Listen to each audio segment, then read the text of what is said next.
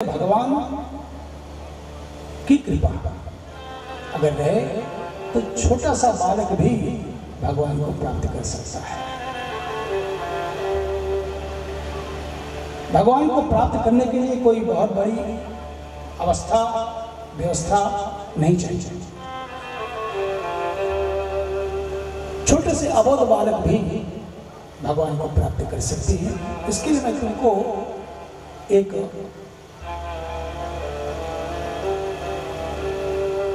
भक्त के विषय में बता और भक्तराज ध्रुव की कथा को सुनाया। बड़ी बड़ी भावना अद्भुत भक्तराज ध्रुव की कथा को सुनाते हुए कहा कि भगवान को पाने के लिए बहुत बड़ी व्यवस्था की आवश्यकता नहीं है। बहुत पढ़ा लिखा विद्वान हो ऐसा भी नहीं है। भगवान को पाने के लिए निष्ठा है, समर्पण है, तो भगवान तुम प्राप्त कर सकते हो। और चतुर्दश स्कंद के 8वें अध्याय में भक्तराज ध्रुव की कथा थोड़ी देर के लिए, समय की अपनी सीमा है, उस सीमा का ही पालन करना है। मैं विशेषकर जो छोटे छोटे बच्चे बैठे हैं, 6 साल 7 साल के, 8 साल के, 10 साल के नौजवान बैठे हैं, 20-22 साल के बेटियां बैठी थी,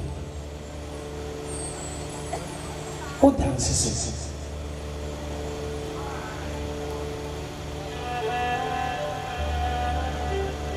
ध्रुव की अवस्था केवल 5 साल।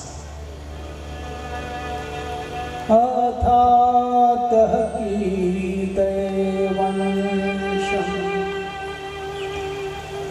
पुण्यं कीर्ते कुरुद्वः। अथातः कीर्ते वंशम् पुण्यं कीर्ते कुरुद्वः।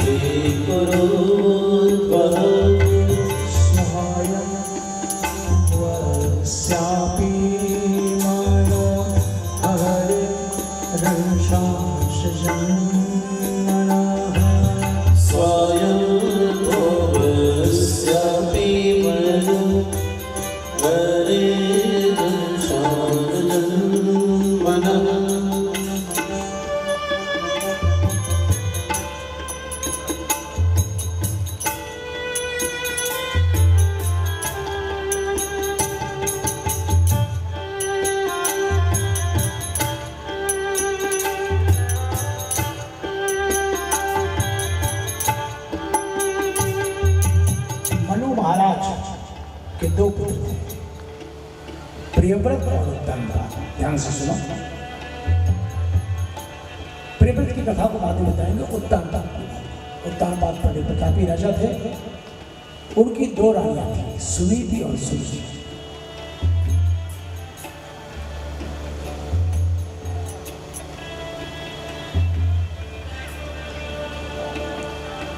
सुनीति के पुत्र का नाम था ध्रुव। हम लोग भक्तराज ध्रुव का दर्शन कर रहे हैं। एक बार मिलकर जयकार करते हैं, बोलिए भक्तराज ध्रुव की।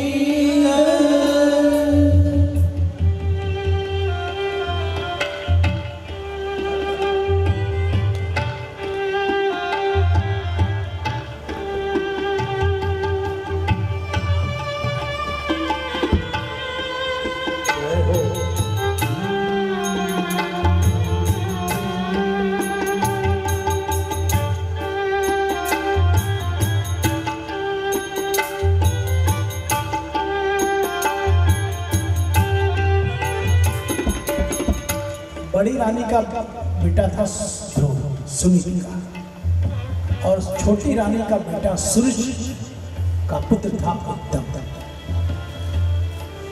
ये तो राजनीय में तुमको इतिहास की बात बता रहा हूं, लेकिन वास्तव में ये हम सब की कथा है।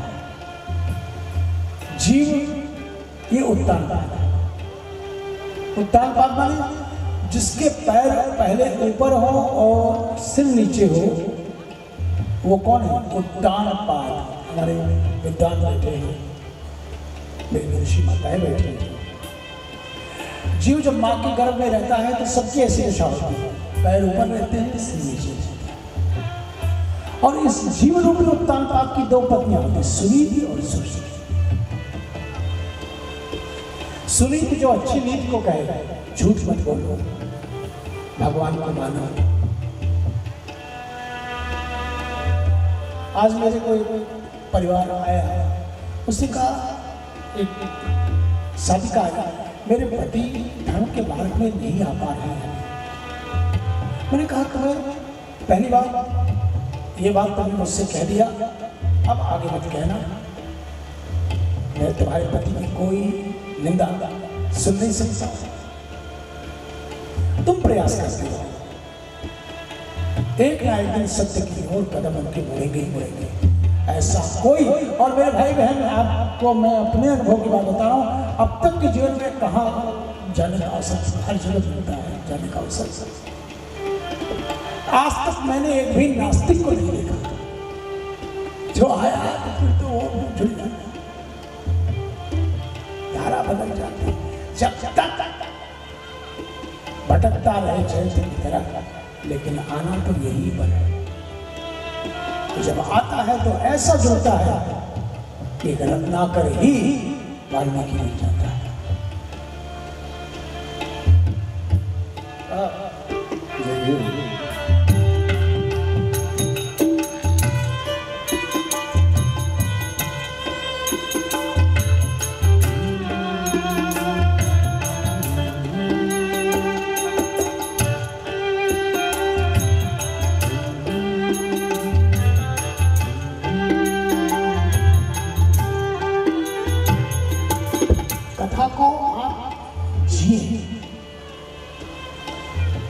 मैं उत्तानपाद,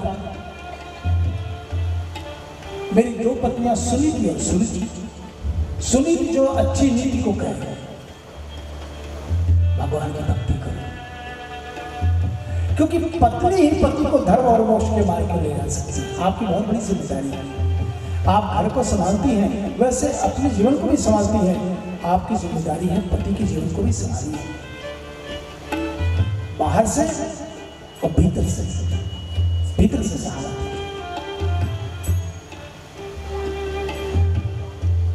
उत्तानपाद को सुनीति अच्छी नहीं लगती थी, उसको सुरुचि अच्छी लगती थी। सुरुचि माने खुद की रुचि, जैसी अपनी रुचि हो। आजकल तो सभी को रुचि ही प्यारी लगती है, मन को, इंद्रियों को जो अच्छा लगता है वही मनुष्य करने लगता है। न तो शास्त्र से पूछता है, न धर्म से पूछता है, न संतों से पूछता है। रुचि का अर्थ है मन पसंद इच्छा। मन जो भी मांगे उनको हमने दिया तो हम समझो कि हम सुरुचि के दास। जिससे रुचि से प्यार होगा उसको नीति कैसे अच्छी लग सकती? मनुष्य को सुनीति से नहीं, सुरुचि से प्यार है।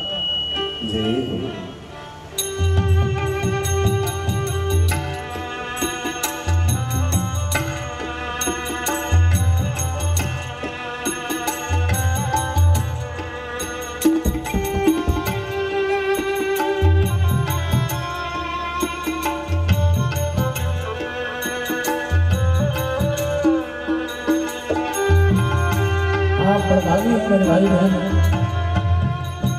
आप कथा को जीते,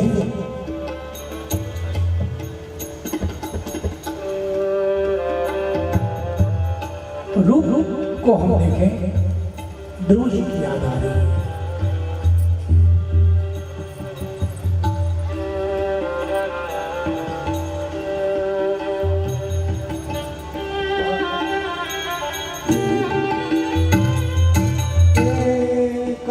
So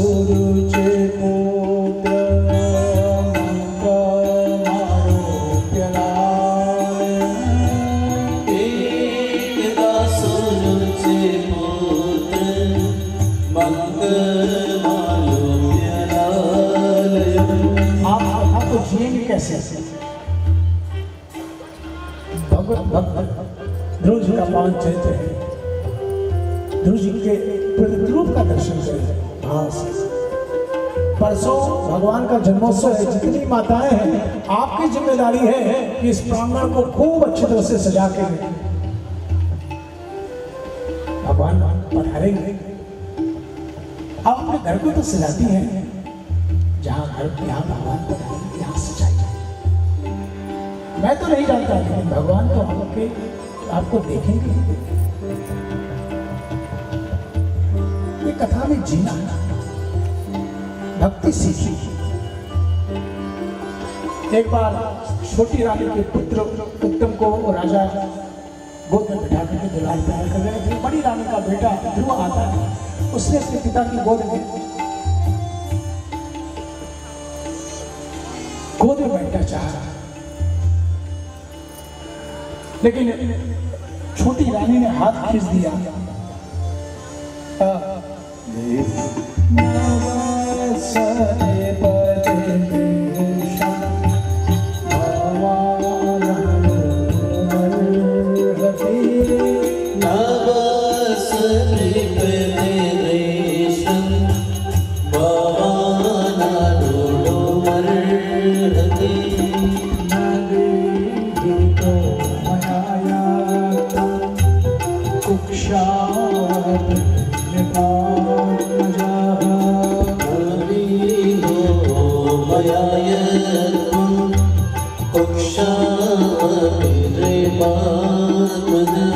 तो इनकी गोद में बैठने का अधिकार नहीं है,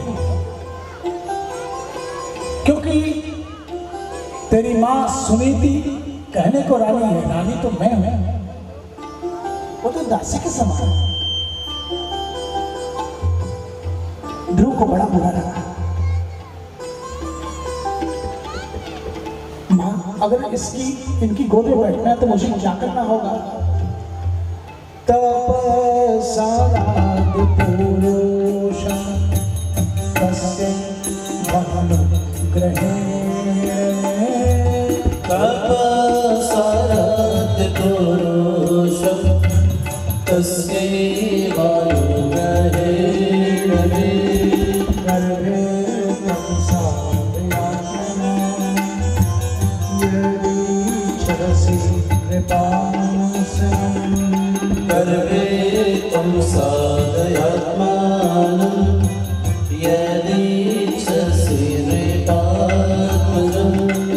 तुझे इनकी गोद में बैठना है तो जा भगवान नारायण की आराधना कर और उनसे मांग कि तू मेरी कोख से जन्म ले, तब तू इनकी गोद में बैठ सकता है, नहीं तो नहीं।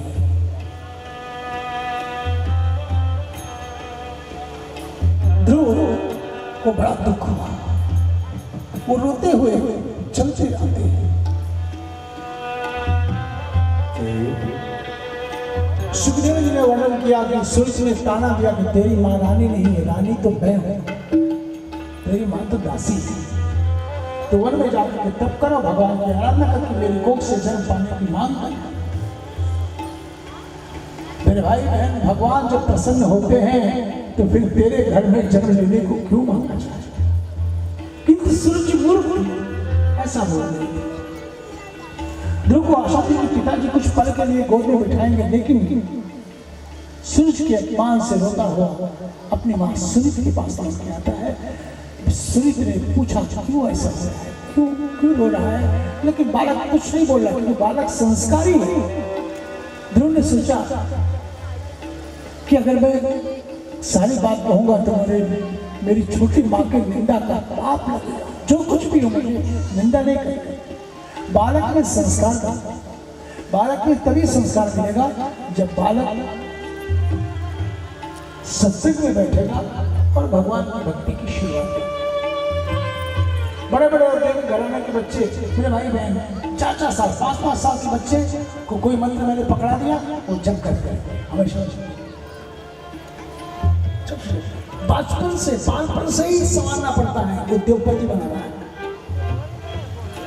इसको नौकर नहीं बनाना, मालिक बनाना। 10-20 हजार का पालन करने वाला बना। तो संस्कार बच्चों में, माताओं की बहुत बड़ी जिम्मेदारी है कि बच्चों में संस्कार दें। इसके लिए भक्ति अपने घर में भक्ति लाओ, महालक्ष्मी की आराधना करो, इष्ट देवता इष्ट देवी की आराधना करो। बालकों को कह के नहीं, अपनी व्यवहार के द्वारा उनको शिक्षा, माँ बाप दोनों की जिम्मेदारी, तब आपका बच्चा